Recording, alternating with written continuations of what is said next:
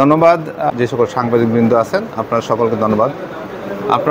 আপনারা অত্যন্ত শুনে আনন্দিত হবেন যে আপনারা জানেন যে আমাদের 38 জন দলিল লেখক আমাদের তিতাস সাব রেজিস্ট্রার অফিসে আছেন, সনদপ্রাপ্ত দলিল লেখক।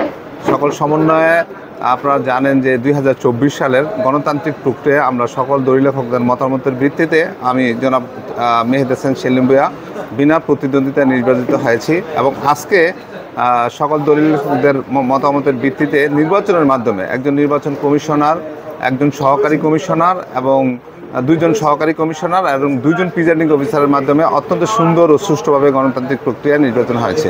উক্ত নির্বাচনে 38 জন ভোটের মধ্যে 35 জন ভোটার উপস্থিত ছিল এবং তাদের শান্তিপূর্ণভাবে তারা ভোট দিয়েছেন। তাদের মধ্যে ভোটের মাধ্যমে সাধারণ সম্পাদক বিজয়ী হয়েছেন জনাব মনির হোসেন ভূঁইয়া, উনি 13 ভোট পেয়েছেন।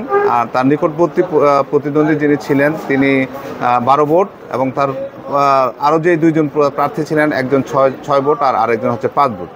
আর সাংগঠনিক সম্পাদক নির্বাচিত হয়েছেন জনাব মোহাম্মদ আলামিন সরকার, সনদপ্রাপ্ত দলিল লেখক, এবং তার সাথে যারা নিকটতম প্রতিদ্বন্দ্বী ছিলেন মোহাম্মদ রুহুল আমিন, তিনি পেয়েছেন 12 ভোট এবং তার সাথে যিনি আরও প্রতিদ্বন্দ্বী করেছেন মোহাম্মদ আমিনুল হক শিকদার, তিনি পেয়েছেন 11 ভোট। অত্যন্ত সুন্দরভাবে আমাদের এই দলিল লেখক সমিতির নির্বাচনের মাধ্যমে এই সুন্দর কমিটি উপহার দিয়েছেন। পাশাপাশি আপনি আমাকে যে প্রশ্নটা করেছেন তার জন্য আপনাকে ধন্যবাদ। আমরা অচিরেই আমাদের যেই 38 জন দলিল লেখক আছেন তাদের সাথে আমরা অচিরেই আমরা বসে আমরা অতীতের ন্যায় যেভাবে একটা সুন্দর কমিটি ছিল, আমরা এখন আবার সকলের মতামতের ভিত্তিতে বাকি সিনিয়র সহসভাপতি, জয়েন্ট সেক্রেটারি আছেন, মোটামুটি তাদেরকে নিয়ে এবং যারা যোগ্য তাদেরকে দিয়ে এবং যারা স্বচ্ছ এবং ভালো মনের মানুষ এবং যাদের মধ্যে নৈতিকতা আছে তাদেরকে দিয়ে আমরা সুন্দর একটি কমিটি এই 1 সপ্তাহের মধ্যে আমরা উপহার দেব।